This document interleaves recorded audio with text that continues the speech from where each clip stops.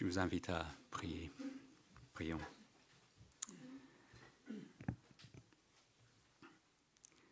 Notre Dieu, notre Père, tu nous révèles que lorsque l'Évangile est arrivé chez les Thessaloniciens, il n'est pas arrivé en parole seulement, mais aussi avec puissance, avec l'Esprit Saint et avec une pleine conviction.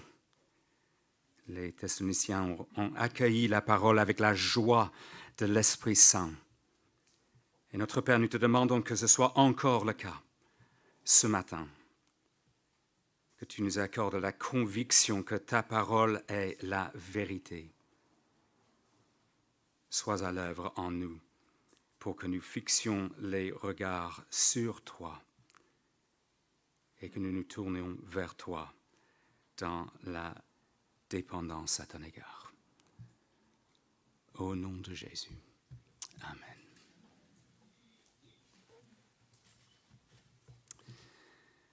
Ça a été dit, la rentrée approche, les défis sont multiples. Comment y faire face?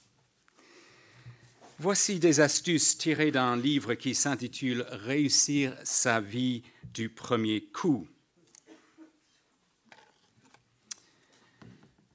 L'optimisme et cette capacité extraordinaire et rare à se détourner suffisamment de la réalité pour y voir des raisons d'espérer et d'avancer. L'optimisme n'est donc qu'une affaire de reprogrammation volontaire de nos représentations mentales qu'on peut très bien accomplir tout seul dans son coin, enfermé dans sa chambre et non bêtement collé au réel. Ferme simplement les yeux. Imagine que tu es allongé sur la plage et laisse sans résister la caresse du soleil parcourir ton épiderme doublé d'un léger vent chaud qui fait danser sur ton torse en chatouillement exquis de petites bourrasques de sable fin.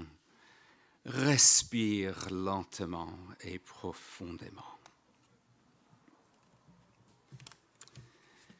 Dans le psaume 63, David se trouve dans des circonstances d'adversité dans le désert, verset 1er.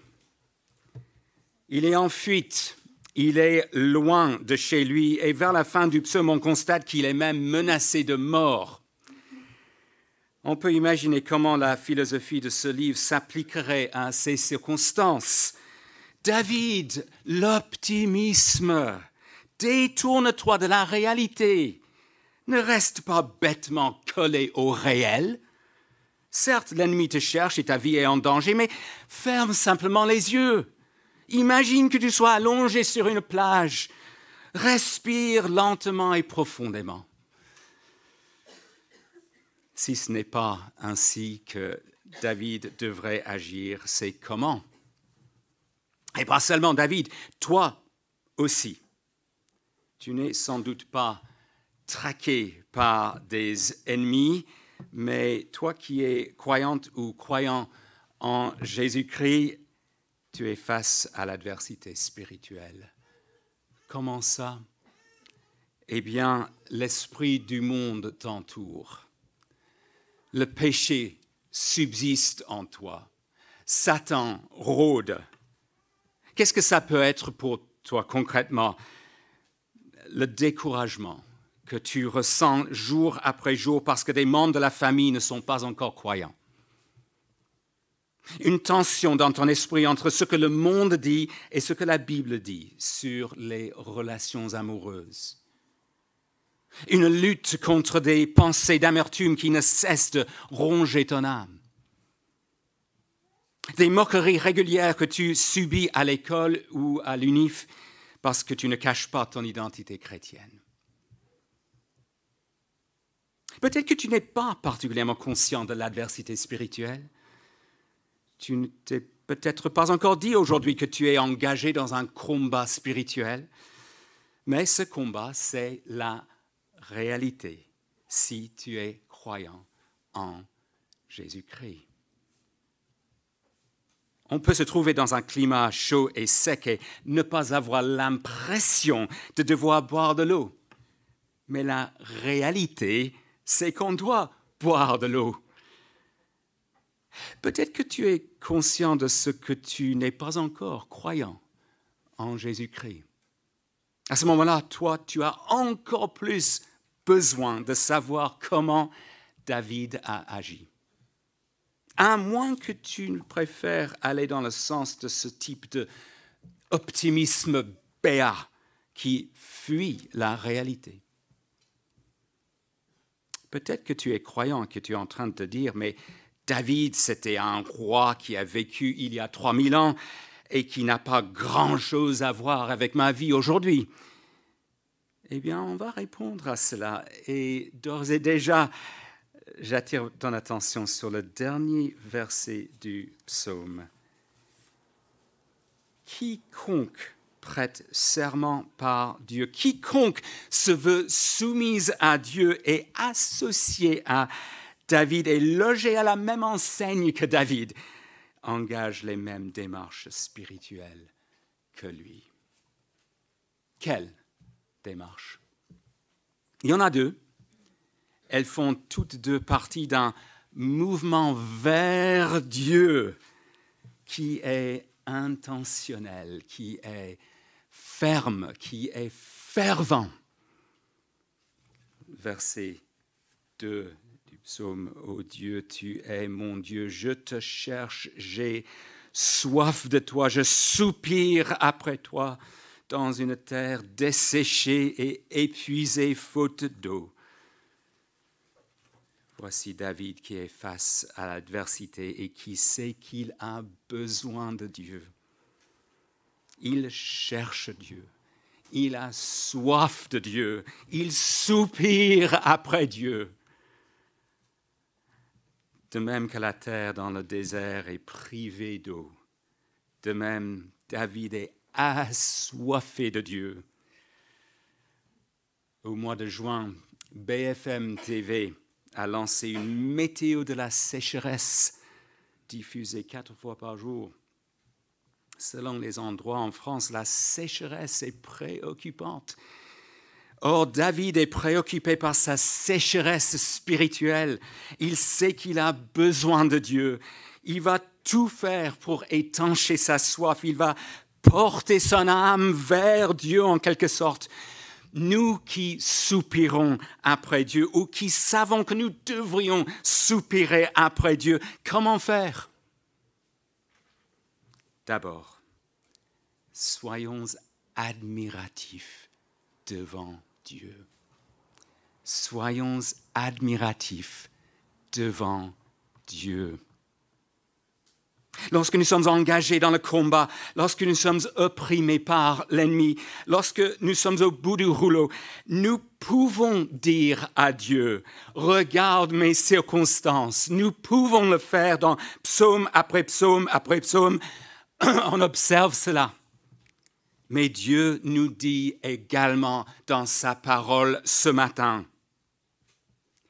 regarde à moi. C'est ce que David fait. Verset 2. Verset 3. Ne l'oublions pas. Il est dans le désert. Mais il se souvient de ce que ça avait donné pour lui de se trouver dans le temple à Jérusalem et de contempler Dieu. Oh, c'est la version mobile du temple que David connaît, on l'appelle habituellement tabernacle. Il y a des aspects de l'agencement du tabernacle qui rappellent le jardin paradisiaque, le jardin d'Éden, et donc qui renvoient à la puissance et à la gloire du Dieu créateur. Il y a tout le mobilier du tabernacle qui est destiné à pourvoir aux sacrifices offerts pour le pardon des péchés.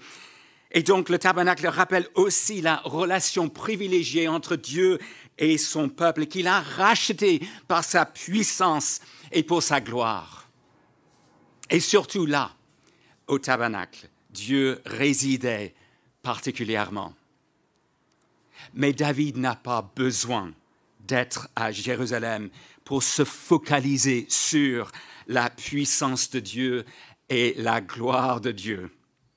Nous non plus.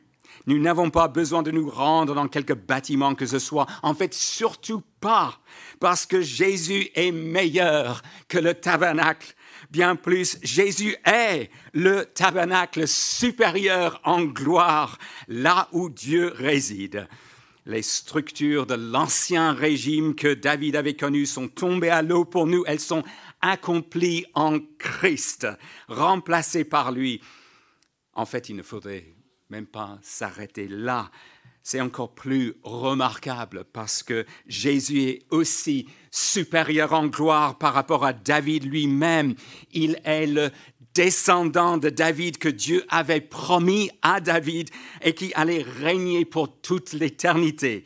Ce Jésus va subir une adversité plus grande que David et même un éloignement spirituel plus profond que David. En mourant sur la croix, Jésus-Christ va porter la colère de son Père face à nos fautes.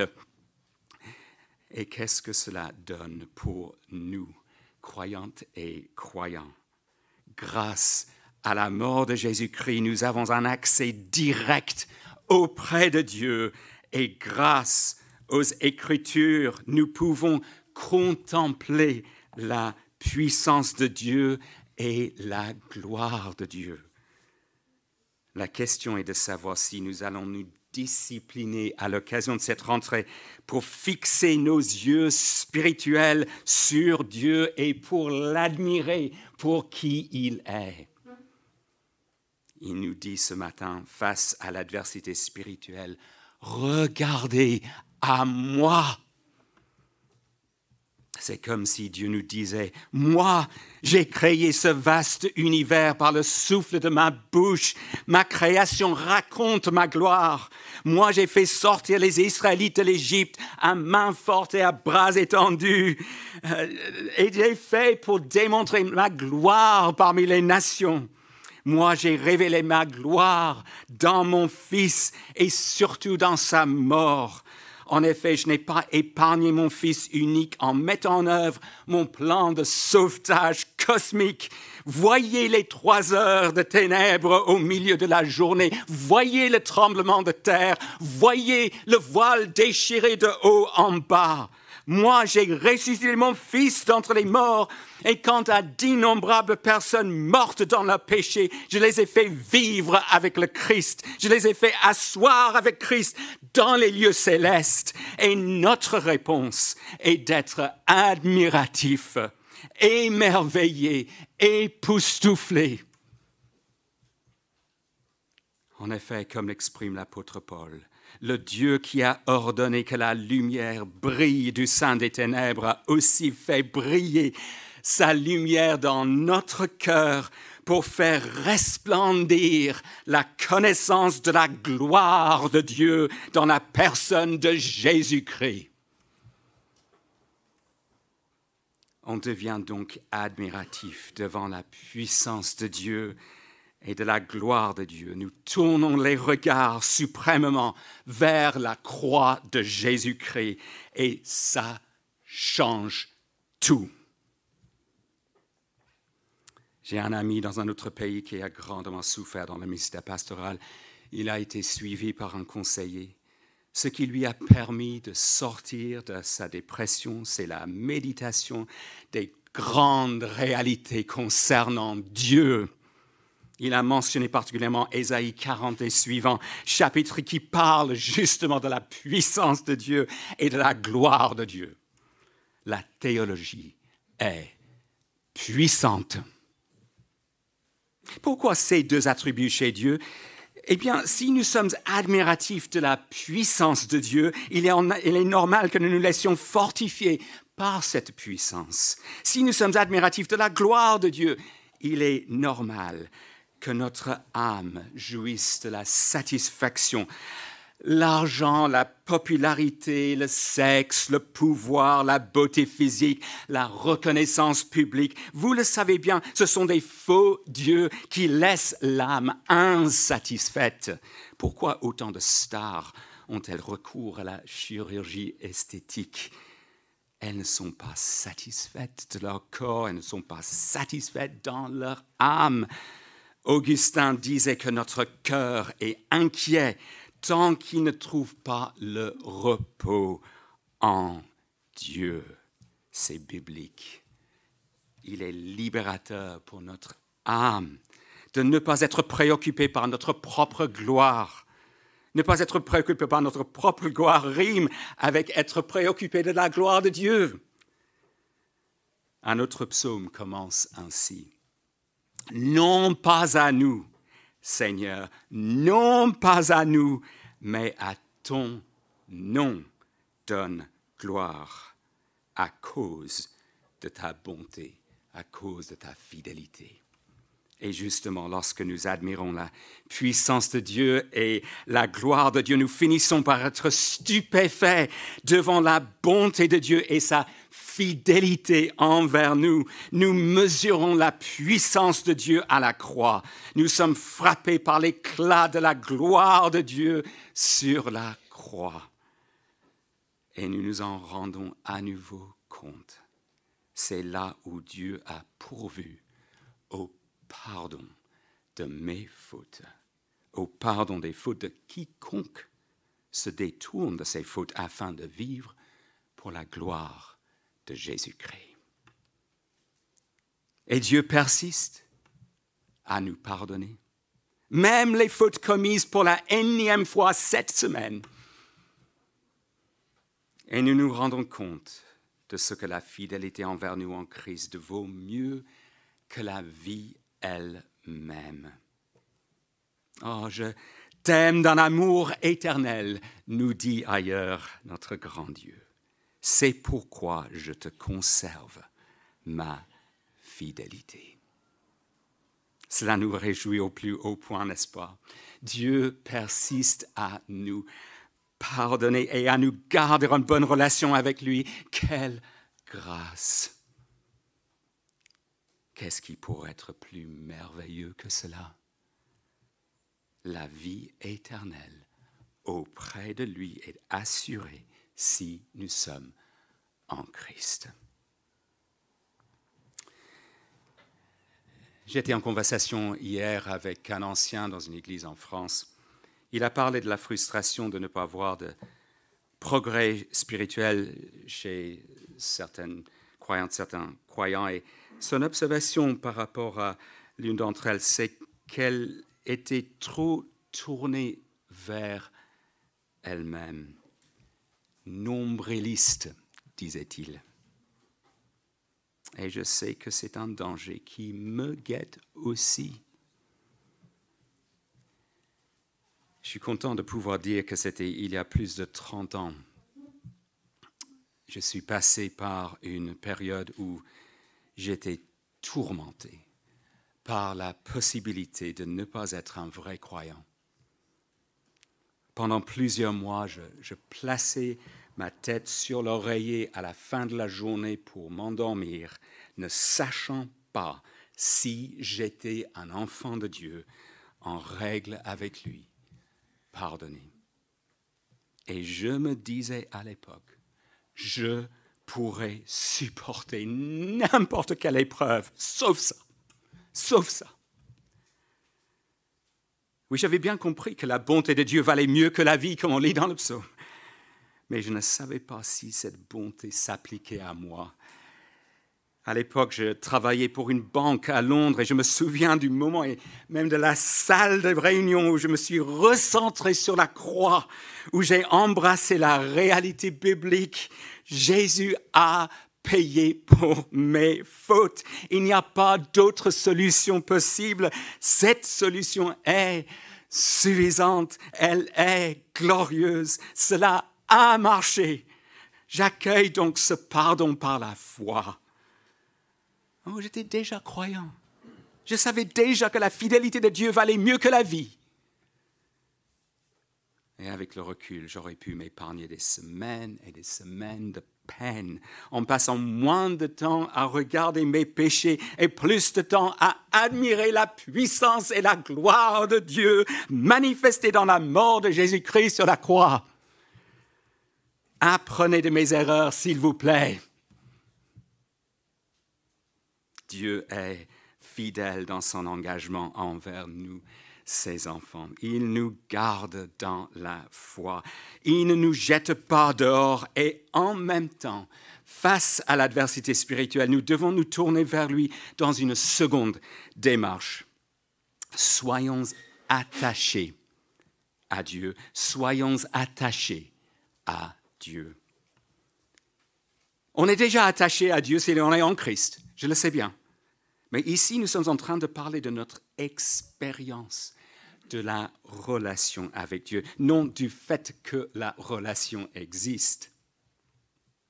Voyons cela chez David. Il me semble que le psaume se déroule en deux parties avec un nouveau moment qui se présente au verset 7. On trouve à bien des égards le même schéma dans les deux parties, mais avec aussi des éléments distincts dans les deux parties. Voici le début de la nouvelle section. Je lirai à partir de ce verset 7.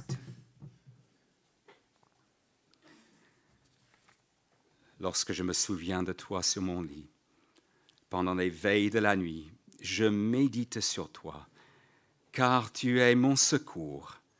Et je crie de joie à l'ombre de tes ailes. Je suis attaché à toi. Ta main droite me soutient. On se voit rappeler les circonstances éprouvantes pour David dans le désert. On se demande quel type de lit il s'était fabriqué en quelque sorte. Il est le roi d'Israël, mais il n'a certainement pas un matelas de luxe. Vraisemblablement, il passe pas mal de temps sans pouvoir dormir. Et durant les veilles de la nuit, pendant différents créneaux horaires de la nuit, est-ce qu'il est en train de monter la garde ou est-il toujours sur son lit en train d'expérimenter des insomnies comme cela peut nous arriver aussi, n'est-ce pas? Je ne sais pas. Mais comment est-ce qu'il utilise son temps lorsqu'il est tenu en éveil? Il médite sur Dieu, fin du verset 7, comme on l'a déjà compris dans la première partie du psaume. Mais pas seulement, il sollicite le secours de Dieu, verset 8. Il est résolument attaché à Dieu, verset 9. C'est l'idée d'être collé, agglutiné, soudé, comme un bébé koala ou un bébé singe accroché à sa maman. Heureusement que Dieu n'est pas comme nous. Nous, on préfère que les gens ne soient pas trop collants. Mais Dieu, il accueille cela. Nous avons besoin de nous tourner régulièrement vers Dieu pour être collés à Dieu. Comme le petit enfant qui se trouve dans une foule, ça pourrait être dans ce type de salle après la rencontre et l'enfant, il se sent décontenancé devant tout ce monde autour de lui et il a peur de se perdre. Et puis, il repère son papa, il court vers son papa et le papa est debout en train de discuter avec quelqu'un. Mais lui, une fois arrivé chez son papa, il s'accroche à la jambe de son papa. Dans le mariage, lorsque l'homme quitte son père et sa mère, il s'attache à sa femme et ils deviennent une seule chair. Ou encore, si vous connaissez l'histoire de Ruth, vous vous souvenez peut-être de l'une des belles filles, Orpa, de ce qu'elle retourne en Moab. Mais c'est différent chez Ruth, qui, elle, s'attache à Naomi. Où toi tu iras, moi j'irai. Mais Dieu est invisible. Comment donc être soudés à Dieu? Par la prière. en exprimant notre dépendance à son égard. Jean Calvin disait de la prière que c'est le principal exercice de la foi, l'expression principale de la foi, le premier indice, le premier réflexe, le signe de vie spirituelle le plus basique. C'est biblique. Pas de prière, pas de vie spirituelle. J'ai interviewé quelqu'un à l'Institut cette semaine. J'ai entendu son témoignage qui était encourageant. Comment il est venu au Christ.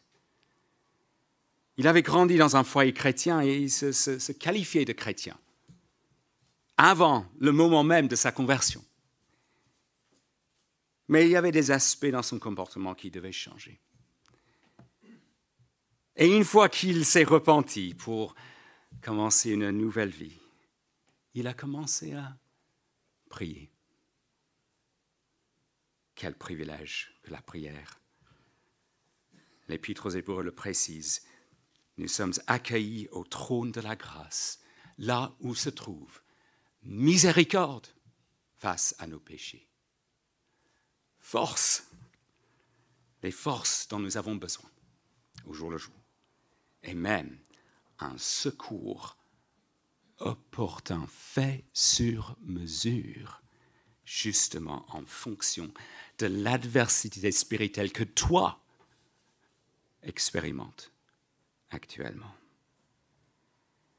Tout cela par pure grâce, parce que Jésus est mort à notre place et a ouvert le chemin vers notre bon Père Céleste qui prend plaisir à écouter les prières de ses enfants. Cela arrive que des jeunes croyants pensent qu'il est égoïste de prier, parce que tout le monde réclamerait l'attention de Dieu et serait malvenu de concurrencer les autres pour solliciter l'attention de Dieu. Mais Dieu est quand même infini, dans sa puissance, dans sa gloire, dans sa fidélité envers nous. Et il nous connaît mieux que nous ne nous connaissons nous-mêmes. Il connaît chaque besoin que nous avons avant même que nous l'exprimions. Et il veut que nous exprimions ces besoins.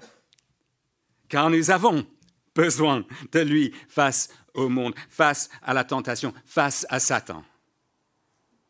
Quel contraste avec le monde qui dit « Sois le boss de ta propre vie ». C'est là où l'auteur commence, avant même d'énoncer son premier principe dans ce livre.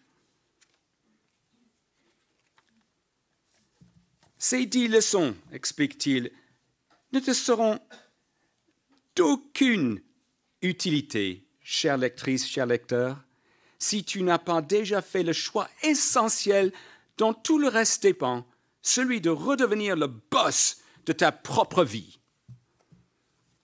Non, la Bible dit, il y a un combat dans le monde spirituel, et soit tu es la proie de l'ennemi, soit tu te tournes vers Dieu.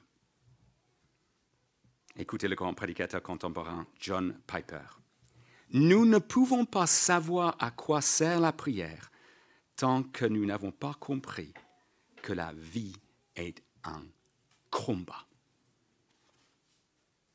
Et donc nous exprimons continuellement notre dépendance à l'égard de Dieu. Et dans cette posture de dépendance, nous reconnaissons que Dieu est là, en train de nous soutenir, comme David l'affirme, toujours dans le verset 9. « Je suis attaché à toi, ta main droite me soutient. » David peut être assuré face aux ennemis qui le menacent de mort. Pour nous, de ce côté-ci de la mort et de la résurrection de Jésus-Christ, ce qui nous est promis, c'est la protection spirituelle. Dieu ne nous a jamais abandonnés. Si Dieu est pour nous, qui peut être contre nous? Dieu nous gardera jusqu'au bout. Soyons admiratifs devant Dieu en profitant des Écritures. Soyons attachés à Dieu grâce à la prière. Et le bilan? Les circonstances ne changent pas pour David. Il est toujours dans le désert. Mais le David qui cherche Dieu, le David assoiffé, le David qui soupire après Dieu devient le David comblé par Dieu.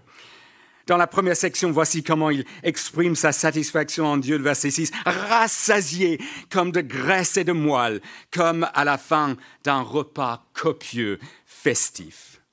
Et dans la seconde section, la sécurité, verset 8. Car tu es mon secours et je crie de joie à l'ombre de tes ailes. Puis c'est le même schéma dans les deux parties. David loue Dieu dans la joie. Qu'est-ce qui permet cela? C'est la puissance de la théologie. Car face à l'adversité spirituelle, David chemine vers ses convictions solides. La fidélité de Dieu vaut mieux que la vie. Et la main droite de Dieu le soutient. Et si jamais on se trouvait du côté des ennemis, les versets 10 et 11 nous rendent mal à l'aise. Mais ne fuyons pas la réalité. Toute hostilité vis-à-vis de Dieu devra être enlevée. Le jour du jugement viendra. La mort, Satan, le péché et les ennemis de Dieu seront détruits. Lisons les versets 10 et 11. Mais ceux qui cherchent à me jeter dans la tourmente iront dans les profondeurs de la terre. Ils seront précipités sur le tranchant de l'épée. Ils seront la proie des chacals. Il faut absolument se ranger du côté de Dieu. Si tu ne sais pas ce que ça veut dire, viens parler avec moi après la partie formelle de la rencontre. Ou trouve Steve, au fond, ou Jonathan qui a présidé.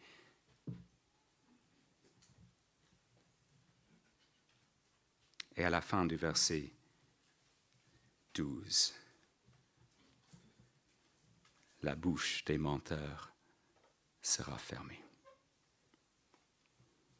On n'entendra plus de tels mensonges. Ne nous laissons donc pas fourvoyer par les recettes du monde qui ne mènent nulle part si ce n'est dans l'idolâtrie. Le psaume 63 contrecarre la pensée du monde. Il n'est pas question d'être le boss de sa propre vie. Il n'est pas question de fuir la réalité. Il n'est pas question de faire semblant qu'on est allongé sur une plage. Mais peut-être que tu te dis que tu ne saurais pas comment cultiver cette habitude d'admirer Dieu et de t'attacher à Dieu. Eh bien, déjà, le fait d'être là le dimanche matin veut dire que le processus est lancé. La question pratique que chacun d'entre nous doit régler en ce début d'année académique, c'est quels sont les autres moments dans ma semaine, quels sont les autres cadres où je serai exposé à la parole de Dieu, où je me tournerai vers Dieu dans la prière, en privé, en groupe. Quelles sont les activités où vous allez inscrire votre enfant en cette rentrée? Aura-t-il du temps pour le groupe d'ados le samedi soir? Auras-tu la possibilité de ménager tes mardis ou tes jeudis pour participer à un groupe de quartier, à une réunion de prière?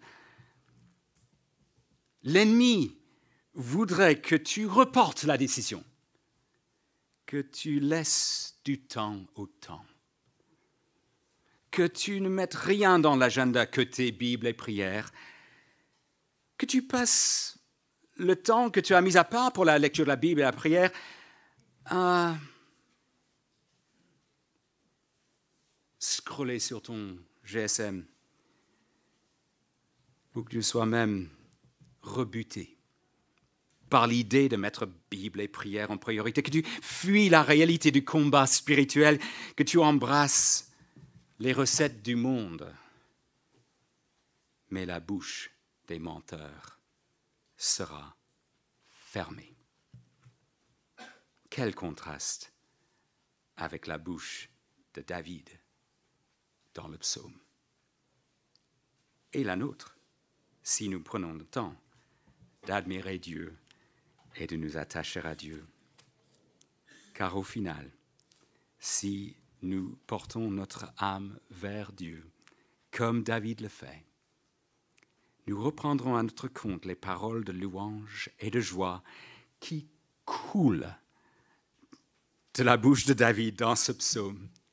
Je cite, « Mes lèvres font ton éloge. Ainsi je te bénirai toute ma vie. J'élèverai mes mains en ton nom. Des cris de joie aux lèvres, ma bouche te louera. Je crie de joie à l'ombre de tes ailes. Quant au roi, il se réjouira en Dieu. De même, quiconque prête serment par lui. Oui, ça englobe chacun d'entre nous qui est admiratif devant Dieu et attaché à Dieu. Amen.